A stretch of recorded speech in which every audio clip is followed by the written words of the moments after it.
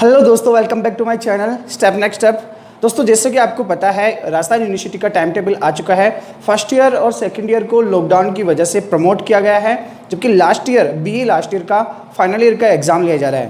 तो दोस्तों, उसी एग्ज़ाम को ध्यान में रखते हुए सब्जेक्ट ज्योग्राफी की पुस्तक भारत का भूगोल से संबंधित आज मैं एक वीडियो लेके आया हूँ, जो आपके लिए बहुत ही महत्वपूर्ण होगा। इसमें अपन चर्चा करेंगे बीए पार्ट थर्ड ईयर के फर्स्ट चैप्टर की, जिसका नाम है दक्षिण व दक्षिणी पूर्वी एशिया के संदर्भ में भारत। अपन देखेंगे कि भारत जो है वो दक्षिणी पूर्वी एशिया से संबंध भारत के कैसे हैं और उनके आसपास में लोकेशन या अवस्थिति कैसी है भारत की, और साथ ही दक्षिणी एशिया के साथ में भारत की स्थिति कैसी है। इन दोनों के दक्षिणी और दक्षिणी पूर्वी एशिया के संदर्भ में अपन भारत का अध्ययन करेंगे। ओके दोस्तों, तो लेट्स स्टार्ट करते हैं अपन शुरू से। सबसे पहले अपन जो लेसन का पॉइंट स्टार्ट होता है, उसमें पहला पॉइंट है भारत की अवस्थिति और विस्तार। सबसे पहले अपन बात करेंगे भारत की अवस्थिति और विस्तार।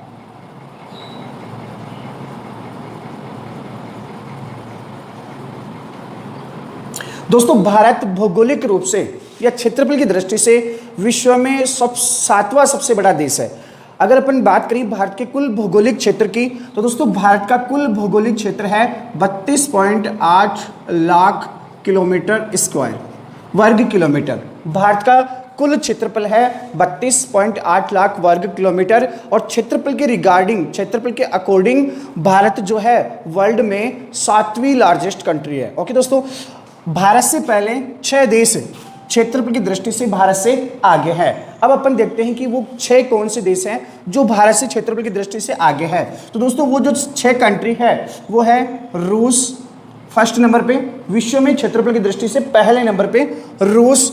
फिर आता है कनाडा, फिर तीसरा आता है चाइना यानी कि चीन, फिर आता है अमेरिका, फिर आता है ब्राज़ील, और फिर लास्ट में आता है ऑस्ट्रेलिया, और सबके आखिर में भारत। यानी कि ये 6 कंट्री ऐसी है जिनके जो भारत से बड़ी है अकॉर्डिंग क्षेत्रफल, है ना। तो सबसे पहले रूस, कनाडा, चीन, अमेरिका, ब्राज़ील, ऑस्ट्रेलिया और भारत। 1 2 3 4 5 6 7, यानी 7वें नंबर पे भारत का स्थान है। अगर आपको याद नहीं रह पाता तो आप इस तरीके से याद कर सकते हैं इसे, रुक चीन अब आया भारत। इस ट्रिक के द्वारा आप याद कर सकते हैं, रुक चीन अब आया भारत। रुका हो जाएगा रूस, कनाडा, चीन, अमेरिका, ब्राज़ील, ऑस्ट्रेलिया, आया या जो है वो साइलेंट रह जाएगा, और फिर इसके बाद में भारत। ओके दोस्तों, तो ये जो 6 कंट्री है वो भारत से क्षेत्रफल की दृष्टि से बड़ी है। अब बात करते हैं अपन, जो भारत के पास कुल क्षेत्रफल है 32.8 लाख वर्ग किलोमीटर, यह विश्व का 2.42% भाग है। विश्व के कुल क्षेत्रफल का 2.42% भाग जो है भारत के पास है, और कितना है 32.8 लाख वर्ग किलोमीटर। ये बात हुई दोस्तों इसके क्षेत्रफल की। अब बात करते हैं अपन इसके अक्षांशीय और देशांतरीय विस्तार की। जैसा कि आपको पता है, भारत जो है ग्लोब में उत्तरी पूर्वी गोलार्ध में स्थित है। ओके दोस्तों, एक बार समझ लेते हैं, ये ग्लोब, तो इस गोलार्ध में भारत स्थित है, उत्तरी पूर्वी गोलार्ध में भारत स्थित है। अब देखते हैं अपन भारत का अक्षांशीय और देशांतरीय विस्तार कितना है। ओके दोस्तों, तो भारत का अक्षांशीय विस्तार यहां से देखते हैं अपन, 8 डिग्री 4 मिनट उत्तरी अक्षांश से, 8 डिग्री 4 मिनट उत्तरी अक्षांश से 37 डिग्री 6 मिनट उत्तरी अक्षांश तक भारत का, 37 डिग्री 6 मिनट उत्तरी अक्षांश तक भारत का अक्षांशीय फैलाव है। अब दोस्तों अपन देखें देशांतरीय विस्तार की बात करें, तो भारत का जो देशांतरीय विस्तार है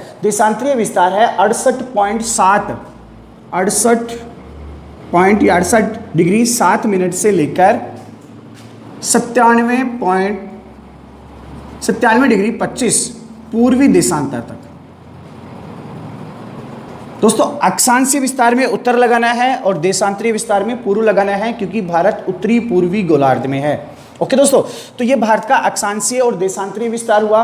अब बात करते हैं भारत के लंबाई और चौड़ाई की, भारत का लंबाई कितनी है और भारत की चौड़ाई कितनी है। तो दोस्तों अगर बात करें अपन उत्तर से दक्षिण की अगर बात करते हैं तो भारत 3214 किलोमीटर लंबा है। कितना है दोस्तों?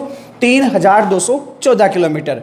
अगर अपन बात करते हैं पूर्व से पश्चिम की, तो भारत का पूर्व से पश्चिम का विस्तार 2933 किलोमीटर है। 2933 किलोमीटर भारत पूर्व से पश्चिम की ओर फैला हुआ है। अब बात करते हैं अपन इसके उत्तरतम बिंदु और दक्षिणतम बिंदु। तो दोस्तों जो उत्तरतम बिंदु है, यानी कि जो भारत का आखिरी नॉर्थ में जो पॉइंट है, वो है इंदिरा फॉल। कौन सा है दोस्तों? इंदिरा फॉल, जो जम्मू कश्मीर में है। अब अगर दक्षिणतम बिंदु की बात करें तो दोस्तों मुख्य भाग में दक्षिण बिंदु, मुख्य भाग का, ये मुख्य भाग है भारत, इसका दक्षिणी बिंदु तो है कन्याकुमारी। लेकिन अगर भारत का अपन दक्षिणी आखिरी बिंदु देखें तो वो जो है अन्य द्वीप समूह में इंदिरा पॉइंट है। अंडमान निकोबार द्वीप समूह है, उनमें इंदिरा पॉइंट भारत का दक्षिणतम बिंदु है। ओके दोस्तों, अब देखते हैं भारत की पश्चिम में कौन सा पॉइंट है। पश्चिम में सबसे पहले जो पॉइंट आता है भारत के आखिर में, पश्चिम में जो है गुजरात में गौर माता क्षेत्र, गौर माता गुजरात का, भारत का सबसे आखिरी पश्चिम में पॉइंट है। और पूर्व की बात करें तो किबुथु, कौन सा है दोस्तों?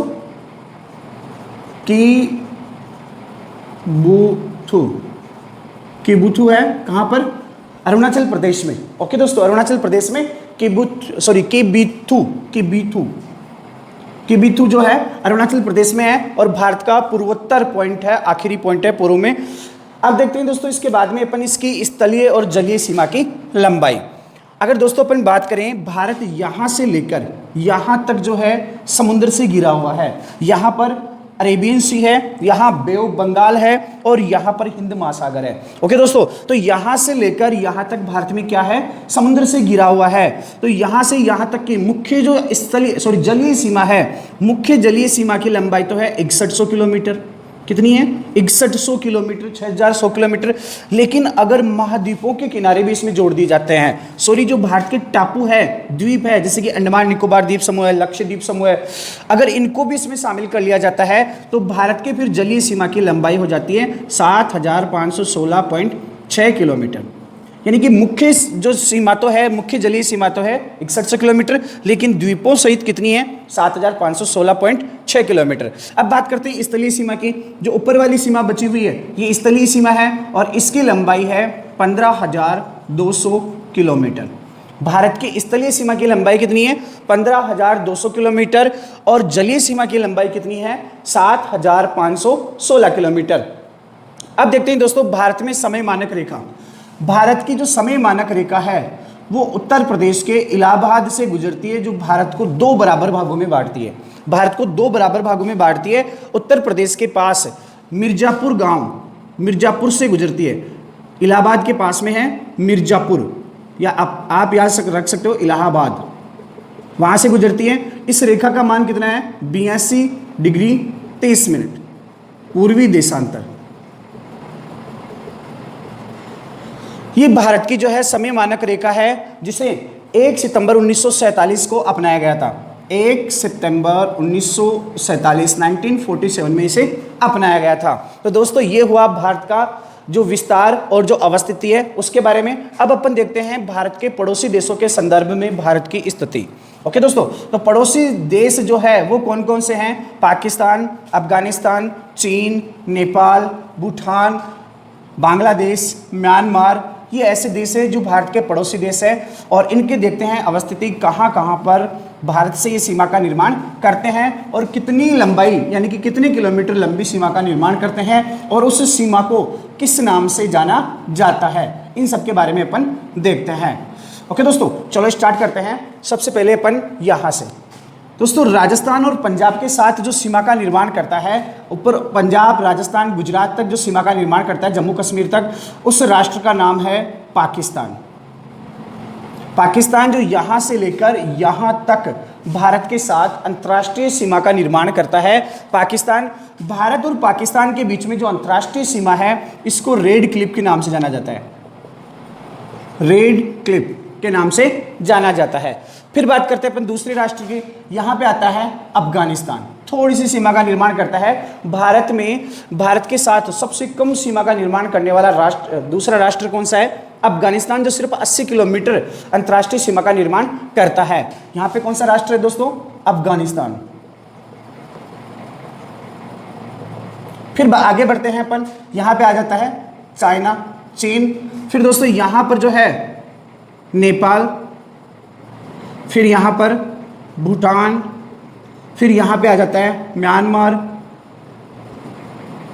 फिर यहाँ पे आ जाता है बांग्लादेश। ये भारत के पड़ोसी देश है दोस्तों। सबसे ज़्यादा लंबी सीमा का निर्माण करता है बांग्लादेश। सबसे ज़्यादा भारत के साथ लंबी अंतर्राष्ट्रीय सीमा का निर्माण करने वाला देश बांग्लादेश है, जो 4096 कितना 4096 किलोमीटर लंबी सीमा का निर्माण करता है। और सबसे कम कौन सा करता है? अफगानिस्तान। अब देखते हैं, भारत और पाकिस्तान की अंतर्राष्ट्रीय सीमा को रेड क्लिफ के नाम से जाना जाता है। भारत और अफगानिस्तान की जो अंतर्राष्ट्रीय सीमा है उसका नाम है डरुंड रेखा। क्या नाम है दोस्तों? डरुंड रेखा, जो भारत और अफगानिस्तान के बीच में बन रही है। भारत और चाइना के बीच में जो है उसे मेक मोहन रेखा कहते हैं, मेक मोहन रेखा। ओके दोस्तों, भारत और बांग्लादेश के बीच में जो सीमा का निर्माण हो रहा है उसे शून्य रेखा, इस अंतर्राष्ट्रीय रेखा को कहा जाता है दोस्तों शून्य रेखा। ओके, इसके बाद में अपन देखते हैं भारत दक्षिण में, अगर अपन दक्षिणी एशिया की बात करें तो भारत सहित पाकिस्तान, बांग्लादेश, नेपाल, भूटान, इसके अलावा श्रीलंका, म्यांमार, ये ऐसे देश हैं जो दक्षिणी एशिया में शामिल किए जाते हैं। दोस्तों भारत एक उपमहाद्वीप की संज्ञा दी गई है। भारत को उपमहाद्वीप की संज्ञा इसलिए दी गई है क्योंकि भारत एक संपूर्ण या एक सुस्पष्ट भौगोलिक अवस्थिति, जो एक अलग संस्कृति का निर्माण करता है, ये एक अलग संस्कृति रखता है, इसलिए भारत को उपमहाद्वीप की संज्ञा दी गई है। हालांकि ये जो राष्ट्र है पाकिस्तान, नेपाल, भूटान, बांग्लादेश, ये राष्ट्र सब भारत के ही अंग है, भारतीय उपमहाद्वीप के ही अंग है। एक श्रीलंका और म्यांमार को छोड़ दे तो, क्योंकि इन दोनों की संस्कृति अलग है। बाकी पाकिस्तान, नेपाल, भूटान, बांग्लादेश, अफगानिस्तान, ये भारतीय उपमहाद्वीप के ही प्राचीन समय में अंग रहे हैं। अब अगर अपन देखें तो भारत जो है हिंद महासागर के शीर्ष पर टिका हुआ है। यहाँ पे कौन सा महासागर है दोस्तों? अभी मैंने बताया था हिंद महासागर। हिंद महासागर के शीर्ष पर टिका हुआ है और इधर जो है हिमालय जो है भारत के रक्षा प्रहरी के रूप में खड़ा है। लेकिन इस हिमालय में कहीं कहीं पर बीच में दर्रे हैं। उन दर्रों से ही मंगोल जो थे भारत में आक्रमण किया था। मंगोलों ने जो हिमालय पर्वत में जो दर्रे रह गए थे, उन दर्रे हैं उनमें से मंगोल भारत पे उन्होंने आक्रमण किया। इसके साथ ही भारत से जो बौद्ध प्रचारक थे वो चाइना, जापान, वो भी इन्हीं दर्रों से गए थे। हिंद महासागर के सहारे भारतीय लोग कंबोडिया तक अपनी संस्कृति की पहचान पहुंचाई। इसके अलावा भारत का जो तट है वो सुस्पष्ट एक खुला हुआ तट है, इसलिए यहाँ पर वर्ष भर बंदरगाह खुले रहते हैं और एक बीच की स्थिति में अवस्थित होने के कारण विभिन्न समुद्री मार्गों को यह संगम भी प्रदान करता है। ओके दोस्तों, भारत में जो है शीतोष्ण और उष्ण दोनों प्रकार के कटिबंध पाए जाते हैं, इसलिए भारत दोनों प्रकार की विशेष जलवायु की कृषि करने के योग्य है। और अगर अपन बात करें जो दक्षिणी पूर्वी एशिया है, दक्षिणी पूर्वी एशिया जहाँ की लगभग जलवायु मानसूनी जलवायु है, जिसे मानसूनी एशिया के नाम से भी जाना जाता है, जिसमें कुल मिलाकर 11 देश है।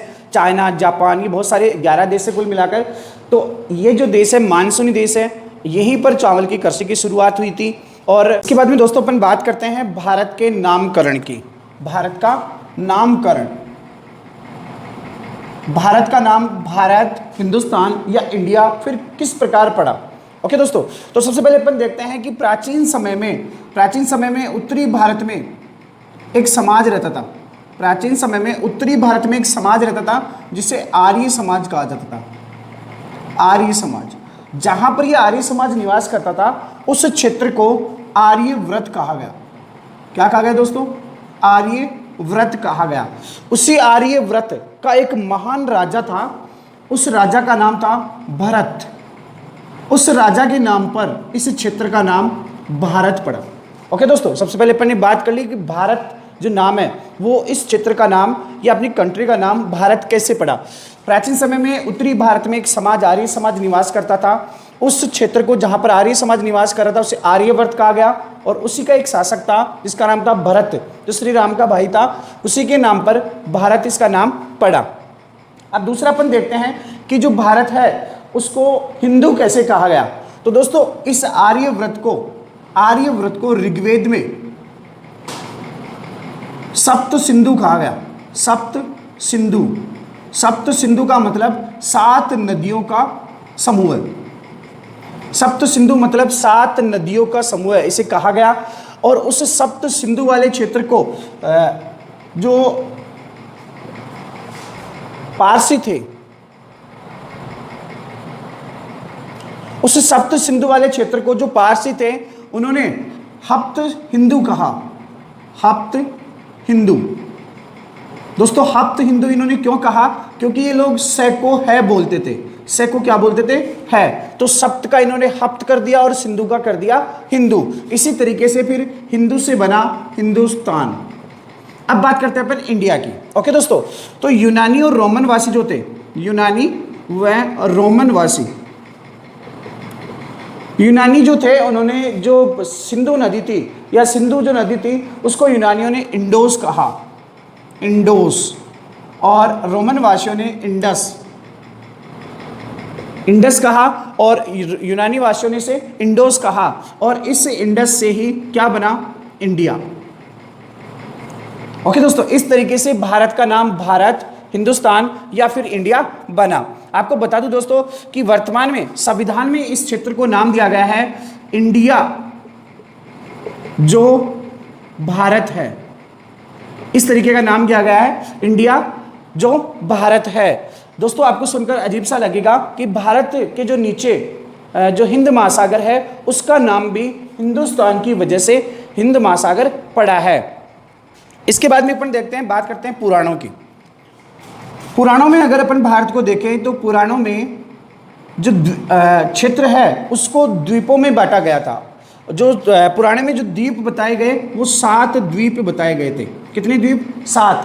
क्योंकि उस समय पर जो है अमेरिका की खोज नहीं हुई थी, तो उन्होंने जो 7 द्वीप बताए वो अफ्रीका, एशिया, यूरोप और ओशिनिया, इन क्षेत्रों में ही उन्होंने 7 द्वीप बताए थे। और द्वीप शब्द का आशय जो अपन लेते हैं उससे थोड़ा सा अलग था। अपन द्वीप किसे कहते हैं? जो चारों तरफ से जल से घिरा हुआ हो। लेकिन वो किसे कहते थे? द्वीप जो 2 तरफ से जल से घिरा हुआ होता था उसे पुराणों में द्वीप कहा गया। जैसे कि अपन दोआब कहते हैं ना, जो 2 नदियों के बीच में गिरा हुआ स्थलीय भाग होता है, दोआब कहते हैं। उस तरीके से इन लोगों ने उसे क्या कहा गया था? द्वीप कहा। और ये द्वीप कितने थे? टोटल 7 द्वीप थे उस समय। और कौन कौन से थे 7 द्वीप? एक आता है जम्बू द्वीप, एक आता है शक द्वीप, एक आता है क्रॉस द्वीप, इसके अलावा जम्बू द्वीप, शक द्वीप, क्रॉस द्वीप, प्लक्स द्वीप, कुश द्वीप, प्लक्स द्वीप, इसके अलावा कुश द्वीप, और आखिरी जो आता है सालमती द्वीप, सालमली द्वीप। तो दोस्तों पुराणों में जो भारत की स्थिति बताई गई है वो जम्बू द्वीप में बताई गई है। जम्बू द्वीप को भारत को जम्बू द्वीप कहा गया है पुराणों में। इस तरीके से पुराणों में जो है वो 7 द्वीप बनाए गए हैं। इस तरीके से अपन भारत के नामकरण को पढ़ने के बाद में अब पढ़ते हैं अपन भारत का भौगोलिक विकास।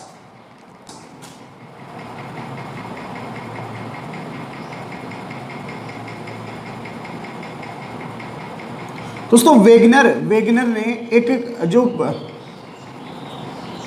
ने जिस समय को, जिस काल को पेंजिया काल की संज्ञा दी थी, पेंजिया काल, उस समय पर विश्व के सभी कॉन्टिनेंट यानी कि महाद्वीप आपस में एक जगह जुड़े हुए थे। और वो जो जुड़े हुए क्षेत्र थे उस क्षेत्र में उत्तरी भाग को क्या कहा गया था? अंगारा लैंड,